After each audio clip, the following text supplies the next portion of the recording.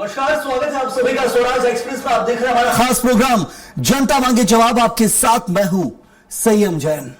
आज छत्तीसगढ़ विधानसभा के 11वें दिन एक बेहद गंभीर और संवेदनशील मुद्दे पर सियासत गर्मा गई। बीजापुर जिले के गंगलूर स्थित पोटा कैबिन छात्रावास में 3 नाबालिग छात्राओं के गर्भवती होने का मामला सामने आने के बाद सदन में जोरदार हंगामा हुआ। विपक्ष ने इस मुद्दे को बेहद गंभीर बताते हुए स्थगन प्रस्ताव के जरिए चर्चा की मांग की, तो वहीं मुख्यमंत्री प्रस्ताव खारिज कर दिया गया। लेकिन इसके बाद विपक्षी विधायकों ने सरकार के खिलाफ नारेबाजी करते हुए सदन की कार्रवाई का बहिष्कार कर दिया। पूर्व सीएम भूपेश बघेल ने सरकार पर मामले की लीपापोती करने का आरोप लगाया, तो वहीं शिक्षा मंत्री गजेंद्र यादव ने विपक्ष के आरोपों को निराधार बताया। ऐसे में अब सवाल यह है, क्या सरकारी छात्रावासों में छात्राएं सुरक्षित हैं? क्या इस मामले में सच सामने आ पाएगा और क्या सियासत से हटकर दोषियों पर कार्रवाई होगी?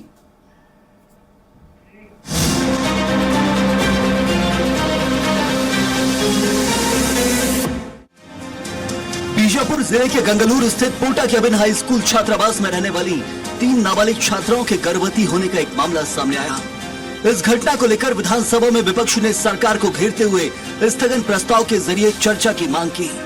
विपक्ष के नेताओं का कहना है कि अनुसूचित क्षेत्र में स्थित इस छात्रावास में 3 नाबालिग छात्राओं के गर्भवती होने की घटना बेहद गंभीर है।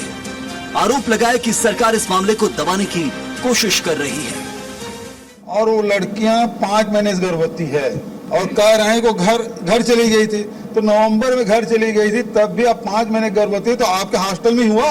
तो सरकार के द्वारा, मंत्री के द्वारा आरोपियों को बचाने की कोशिश, वहाँ सुरक्षा का कोई इंतजाम नहीं है, अधीक्षिका वहाँ रहती नहीं है, बाउंड्री वाल के दीवार बहुत छोटे हैं। लगातार मांग करने के बाद भी कोई कार्रवाई नहीं हो रही है और इसलिए ये आदिवासी बच्चियों का सवाल है। वहीं दूसरी ओर स्थगन प्रस्ताव खारिज होने के बाद विपक्षी विधायकों ने सरकार के खिलाफ जमकर नारेबाजी की और इस मुद्दे पर चर्चा की मांग करते हुए सदन से बहिष्कार कर दिया। वहीं शिक्षा मंत्री गजेंद्र यादव ने विपक्ष के आरोपों का जवाब देते हुए कहा कि सरकार इस मामले को गंभीरता से ले रही है और किसी भी दोषी को बख्शा नहीं जाएगा। उन्होंने बताया कि स्थानीय कलेक्टर से इस मामले में चर्चा हुई है और वे खुद भी गंगलूर जाकर पोटा कैबिन छात्रावास का निरीक्षण करेंगे। देखिए, विपक्ष का आरोप निराधार है। कहीं भी कोई भी किसी भी आरोपी को हम बचाने का प्रयास नहीं कर रहे हैं और जो आरोप वो लगा रहे हैं, जो 3 बच्चियों का, तीनों बच्चियां कोई भी उसमें अभी वर्तमान में पोटा कैबिन में नहीं पढ़ती। 2 बच्चियां अपने घर से आना जाना करती स्कूल से पिछले 2 साल से, और एक बच्ची अक्टूबर माह से उन्होंने स्कूल आना जाना बंद, पोटा कैबिन रहना बंद कर दिया, अपने परिवार के हाथ में रहती है, वहां से ही। फिलहाल बीजापुर जिले के गंगलूर स्थित पोटा कैबिन छात्रावास का ये मामला पूरे राज्य में चर्चा का विषय बन गया है।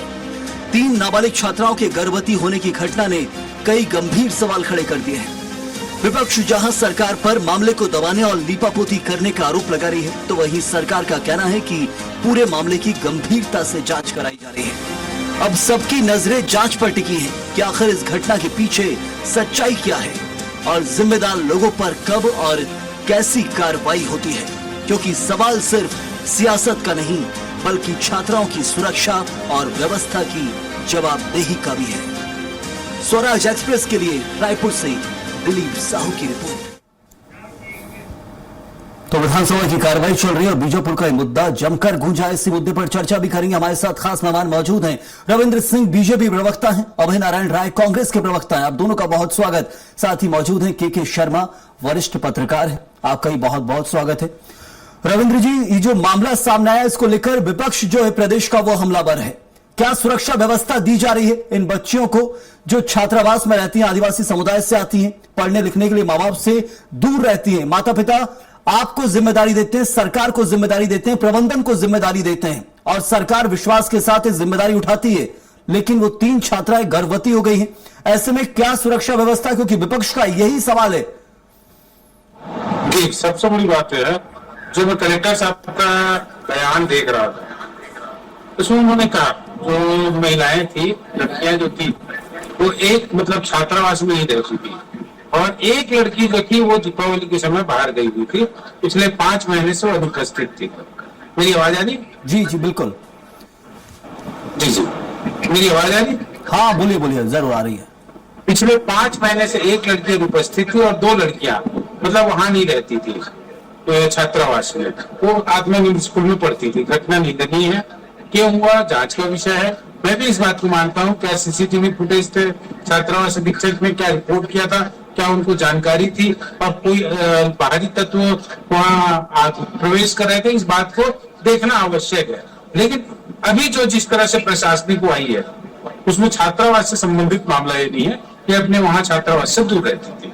ये जांच का विषय है और जो भी होगा, मैं तो कह रहा हूँ पास्को में भी केस दर्ज करना होगा, केस दर्ज करेंगे, कानून के तहत जो भी कार्रवाई होगी भारतीय न्याय संहिता के तहत उसमें भी करेंगे। रविंद्र जी, लेकिन लगातार बयान तो यही निकल के आ रहे हैं कि वो छात्रावास में रहती थी, पढ़ाई के लिए गई थी, अब कितने समय के लिए बाहर गई थी वो एक अलग महत्वपूर्ण सवाल है, क्योंकि कुछ समय के लिए तो बाहर जाएंगे, छात्रावास में बंधक बना के तो नहीं रखा जाता होगा। लेकिन जिम्मेदारी की बात है कि किसकी जिम्मेदारी थी, छात्रावास में अभी वो रह रहे हैं, जिम्मेदारी दी गई है।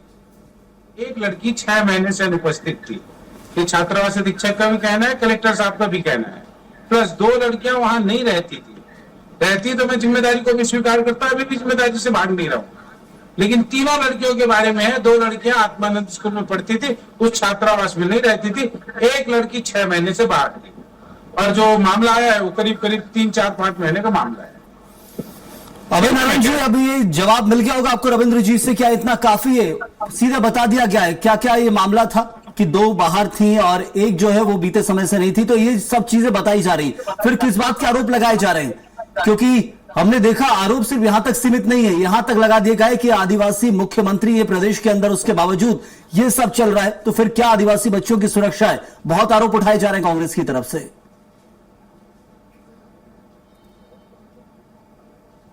और अगर आदिवासी मुख्यमंत्री हैं और आदिवासियों की हितैषी सरकार है और नक्सलवाद खत्म होने के बाद बस्तर को लेकर जिस तरह विकास की रूपरेखा बनाई जा रही है, इन तीनों बातों का हम चिंतन करें तो ये घटना बहुत ही गंभीर है कि आप बस्तर में सरकारी योजनाओं का क्या हाल है, सरकारी स्कूल कैसे चल रहे हैं, सरकारी छात्रावास की क्या व्यवस्था है, स्वास्थ्य विभाग का क्या हाल है, और कोई मामला आएगा तो हम कार्रवाई करेंगे, किसी को छोड़ेंगे नहीं।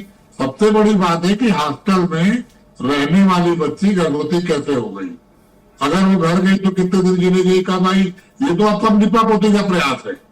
और कोटा केबिन, आज ये बीजापुर से 40 किलोमीटर दूर गंगरूर गांव में कोटा केबिन का ये पहला मामला नहीं है। 25 में भी मामला आया, 24 में भी मामला आया, 23 में भी मामला आया। हाँ, क्या कर रही है सरकार? कोई ऐसा नहीं कि आज पहली बार मामला आया, पिछले मामलों में आज तक जांच की इनकी कार्रवाई की रिपोर्ट बाहर नहीं आई। छात्रावासों में कोई रहेगा नहीं, रहेगा तो परिवार के सहित उसके पति और बच्चे भी रहेंगे। जो छात्रावास है वहां अधीक्षक को रात में तो रहना ही है, अगर कोई जाएगी तो वैकल्पिक व्यवस्था करके। दूसरा, अटैचमेंट का खेल, शिक्षकों को अटैच कर दो, नजदीक वाले को दूर, दूर वाले को नजदीक, तमाम तरह की व्यवस्थाएं सरकार में है। और अगर जो बात अभी यहाँ पर माननीय भाजपा के प्रवक्ता साथी कह रहे हैं, तो अगर सदन में स्थगन पे चर्चा हो जाती काम रोको प्रस्ताव में, हाँ। तो ये बातें वहां आती, आपके माध्यम से, मीडिया के माध्यम से सदन की बातें मीडिया में आती और मीडिया से पूरा प्रदेश देखता। आज ये सफाई दे रहे हैं और मुझे आश्चर्य होता है, मैं राजनीतिक दल का प्रवक्ता हूं, अपने पार्टी के नीति सिद्धांत पर खड़ा रहूंगा, लेकिन अगर छत्तीसगढ़ में कहीं न्याय होगा तो मैं राजनीतिक दल का होने के नाते उस व्यक्ति के साथ खड़ा होऊंगा।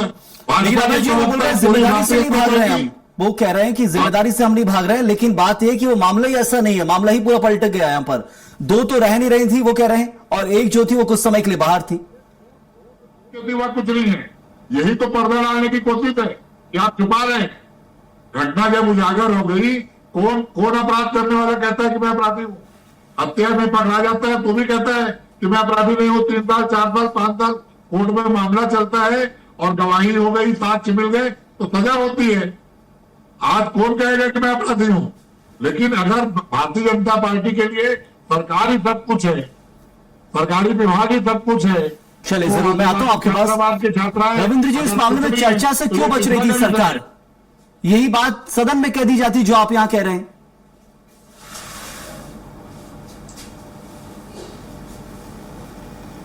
मैं सुनूं से हाँ जी, हाँ जी। देखिए, सबसे बड़ी बात है स्थगन प्रस्ताव लाया गया और तात्कालिक मुद्दों पर स्थगन प्रस्ताव लाया जाता है और तुरंत कोई ऐसा विषय हो जिसके लिए आवश्यक हो, कानून व्यवस्था विफल हो रही है, उन्हीं का 139 के तहत अस्वीकार कर दिया, क्योंकि कम से कम 2 घंटे की चर्चा होनी चाहिए थी इस मामले में। यदि विधानसभा सदस्य ने इस मुद्दे को स्वीकार नहीं किया, नहीं लगता तो कोई दिक्कत ही नहीं, उसके बाहर भी बातचीत हो सकती। विधानसभा की प्रक्रिया है, कांग्रेस सचिव में स्थगन प्रस्ताव लाएगी तो फिर तो गलत बात है।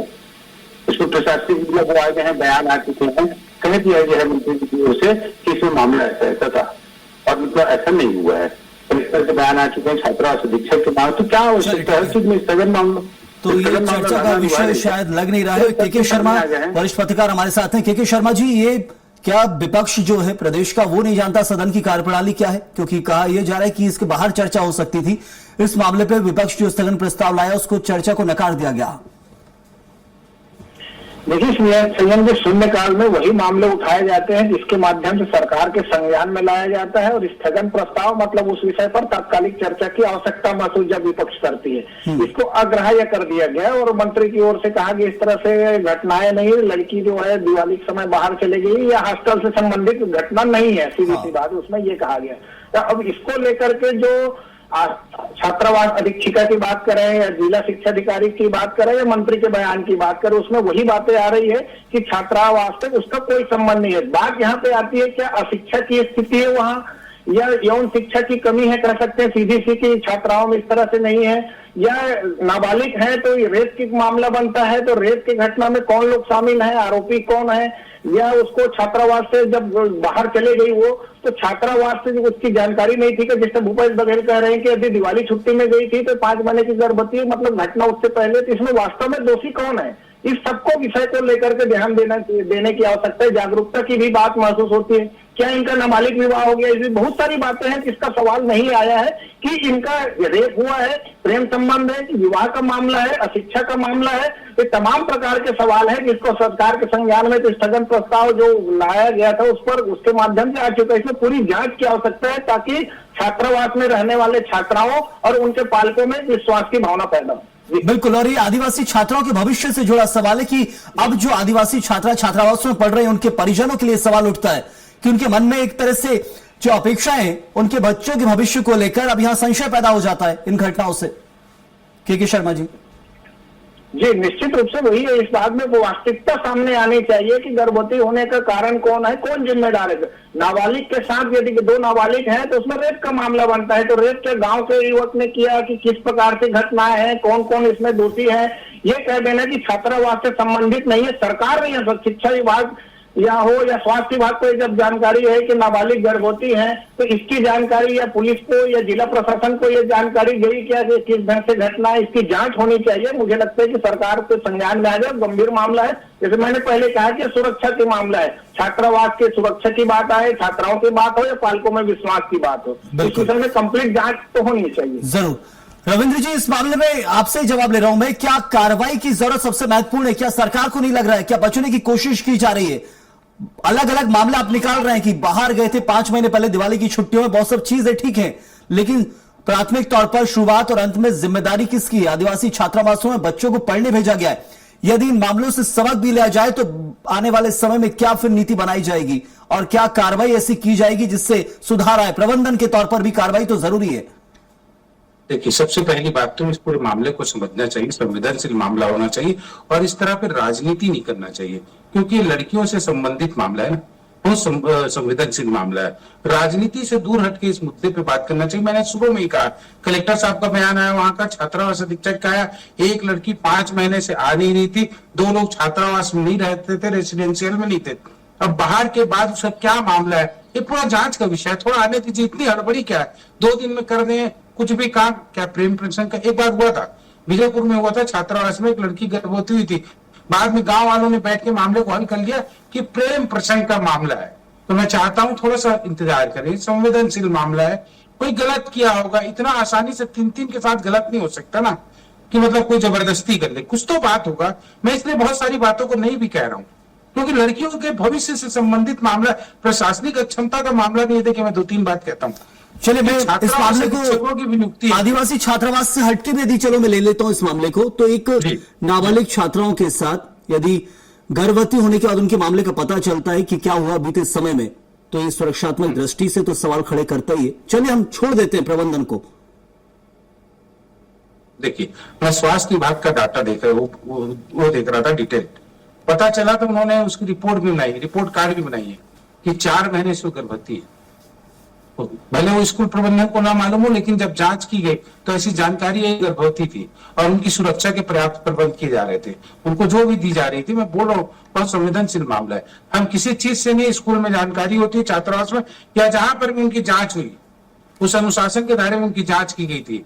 अब जो हो चुका है घटना, हम उस घटना के लिए न पर्दा डालने की कोशिश करेंगे न कुछ नहीं। अभी लड़कियों की सुरक्षा आवश्यक है, स्वास्थ्य का और उनकी मतलब जान माल का। अभी 2-3 बातें तय करना होगा, क्या प्रेम प्रसंग का मामला है, जबरदस्ती का मामला है। इसलिए मैं कह रहा हूँ बहुत सी चीजें होती है, इसको राजनीति से नहीं देखना चाहिए। और यदि सुरक्षा का मामला मतलब यदि होता तो बहुत लड़कियां हैं ना वहां, 3 के साथ या 2 के साथ क्यों हुआ, बाकी के साथ क्यों नहीं हुआ। मैं कह रहा हूँ असल में परिजनों की चिंता का सवाल है। यहाँ पर जो बड़ा सवाल उठता है, यदि परिजनों के नजरिए से देखेंगे ना रविंद्र जी, तो एक चिंतात्मक विषय है कि आखिर चिंता है उनको अपने बच्चों की कि क्या हो रहा है। यदि वो पढ़ने के लिए वहां भेज रहे हैं, उसके बाद जो हो रहा है आप बाहर पे डाल सकते हैं, लेकिन ये कि उनके हिसाब से यदि उनके नजरिए से आप देखेंगे तो उनके लिए चिंता का विषय है। लौटता हूं आपके पास। अभय जी, फिलहाल जो स्थिति बताई जा रही है उसमें अभी यही है कि थोड़ा और इंतजार करते हैं, जांच हो जाती है उसके बाद बात करते हैं। क्या संतुष्ट है कांग्रेस इससे? जी, मैं तो आश्चर्यचकित हूं रविंद्र भाई के बयान से कि 3 लड़कियों के साथ क्यों हुआ, बाकी लोग के साथ क्यों नहीं हुआ। ये कौन सा गंभीरता वाला बयान है? किस जवाबदारी पद पे आप बैठे हैं, किस पार्टी का आप नेतृत्व कर रहे हैं भाई? सरकार के पक्ष में, अधिकारी के पक्ष में खड़े हैं आप, अधिकारियों के पक्ष में आप बात करेंगे तो उस बच्चे के परिवारजनों के बारे में आज क्या गुजर रहा होगा। और ये विधानसभा चल रहा था, विधानसभा में बजट सत्र लंबा चला, सत्र के दौरान एक घटना की जानकारी मिली तो बीजापुर के विधायक ने मामला उठाया, उनके विधानसभा का मामला है। और अगर विधानसभा में सम्मानित विधायक अपने विधानसभा क्षेत्र का आदिवासी बच्चियों का, नाबालिग बच्चियों का, छात्रावास में रहने वाली बच्चियों का मामला उठाते हैं और ये सरकार कहते नहीं थक रही है कि अब बस्तर में लोकतंत्र आ गया, बस्तर में संविधान का राज आ गया, बस्तर के हर बच्चे सरकार की सुरक्षा में है, तब ये घटना हो रही है। जब सरकार चिंतित है, केंद्रीय गृह मंत्री लगातार आ रहे हैं, मुख्यमंत्री लगातार जा रहे हैं, हमारे छत्तीसगढ़ के गृह मंत्री लगातार जा रहे हैं, तब ये घटना हो रही है। और उसके बाद भाजपा का स्टैंड लेना, भारतीय जनता पार्टी है किसके साथ? इस प्रदेश के भ्रष्ट अधिकारियों के साथ, रविंद्र जी आता हूं आपके पास। अधिकारियों के साथ, इनके पास है क्या? अरे आप तो पीड़ित परिवार के साथ रहिए, लोगों ने आपको वोट दिया है, आपकी सरकार बनी है, सरकार खड़ी होनी चाहिए वहां जहां उसकी आवश्यकता हो। उसी पोटा केबिन में 7 माह की गर्भवती बच्ची ने बाथरूम में प्रसव किया था और जब बच्चा हुआ तो मालूम चला 1 साल पहले की घटना है और ये 3री-4थी घटना है लगातार हर साल। थोड़ा सा हमको इस मुद्दे पर जब ये मामले बार बार आ रहे हैं अभय जी, तो अब कांग्रेस की क्या जिम्मेदारी है? विधानसभा में तो सुनी नहीं गई आपकी, अब क्या करेगी कांग्रेस आगे चलकर? देखिए, अब विधानसभा सत्र चल रहा था, हमने स्थगन लाया और ये सरकार हमेशा से बात से बचती है, चाहे केंद्र की सरकार हो चाहे प्रदेश की सरकार, इनको बात से बचना है। अब हमारे पास जो रास्ता है वो तक हमारी जांच कमेटी बनेगी, जांच कमेटी वहां जाएगी। इससे पहले भी कांग्रेस ने पोटा केबिन को लेकर जांच कमेटी बनाया, हमारे विधायक ने उठाया, विधायक के साथ कमेटी बनेगी, कमेटी जांच भी करेगी, रिपोर्ट पेश करेगी और आवश्यकता पड़ा तो इसके लिए बड़ा आंदोलन खड़ा किया जाएगा। 8 महिलाओं की है, मार्च का महीना चल रहा है, अभी हमने 7 तारीख को 8 मार्च को महिला दिवस मनाया है, 2 महिलाओं को राज्यसभा भेजा है। बहुत महिला दिवस की बात भाजपा कर रही थी कि हमने महिलाओं को नहीं बढ़ाया। रविंद्र जी कुछ कहना चाह रहा है बहुत देर से। रविंद्र जी अपनी बात रखिएगा, लौटता हूं मैं। स्वास्थ्य नहीं दे पा रहे हैं, सुरक्षित नहीं रख पा रहे हैं, कौन सी महिला को? बेटी पढ़ाओ, बेटी बढ़ाओ। करने के बजाय सामाजिक जागरूकता और सामाजिक मुद्दों को देखना होगा। तो जिस बात कर रहे थे 7 महीने की, जो वही बीजापुर का पोटा छात्रावास का, हाँ। मैं बता रहा हूँ उसमें बाद में जब मामला जांच किया गया था तो प्रेम प्रसंग का निकला आप किसके साथ हैं? अब उसमें गांव वाले आपस में बैठ के सहमति दे दिए थे। आप फिर क्या करेंगे? भाजपा किसके साथ है? इसलिए मैंने कहा, पीड़ित बच्ची के परिवार, अरे हम बच्चों में कहा था भाई, अधिकारियों के साथ है। और मैं फिर कह रहा हूँ कि यदि जो अधिकारी दोषी हो इतिहास तो लेकिन कर बार बार लीजिए। मामले सामने आ रहे हैं, क्या इसको लेकर एक चिंतन जो होना चाहिए सरकार को कि क्यों? आश्वासन दीजिए। यदि इस तरह के मामले बार बार आते तो नीति भी बनाना चाहिए और जांच कमेटी बनाना चाहिए, एडवाइजरी कमेटी होनी चाहिए, और कोई कानून बनता है अच्छा हो सकता है तो करना चाहिए। कौन करेगा? कोई कार्य। चंद्रजी, सरकार को करना है, आप सरकार करेगी। इसीलिए तो मैंने कहा थोड़ी सुधार कर दीजिए, हम करेंगे। आदिवासी छात्रावास के वक्त में और कितने मामलों का इंतजार है? मैं एक सवाल यहाँ पर मेरा के शर्मा जी से लौटता हूँ आप दोनों के पास। के शर्मा जी, मामले लगातार आ रहे हैं, पहले भी मामला आया, उसके कारण हम ढूंढ लेते हैं, नहीं इसके पीछे ये कारण है, कारण ठीक है। एक बार उन माँ बाप की नजरिए से देखिए, आप उनके चश्मे को पहन के देखिए क्या सोच रहे हैं। दूर दराज अपने बच्चों को भेजा है पढ़ने के लिए, रहने के लिए भेजा है सरकारी छात्रावास में, सरकार की जिम्मेदारी है, प्रबंधन की जिम्मेदारी है। उसके बाद ऐसे मामले सामने आते हैं तो फिर क्या करें वो माँ बाप? निश्चित रूप से नहीं, इसलिए क्या कहा, सभी कह रहे हैं कि ये गंभीर मामला है। इस विषय में आप लड़कियों की शिक्षा का मामला करते हैं, उच्च शिक्षा देने की बात करते हैं, तमाम प्रकार की उनकी सुविधाएं, छात्रवृत्ति का व्यवस्था करते हैं, छात्रावास की व्यवस्था की है ताकि वहां सुरक्षित पढ़ सके। अब वहां पे इस ढंग से घटना, वहां घटना नहीं हुई करके बार बार अधिकारी से लेकर मंत्री तक कह रहे हैं, तो वास्तविक जांच आ जाए ना, वास्तव में क्या नाबालिगों के साथ यदि घटना हुई तो सीधा रेप का मामला है, तो रेप के मामले में जांच पुलिस कर रही है क्या?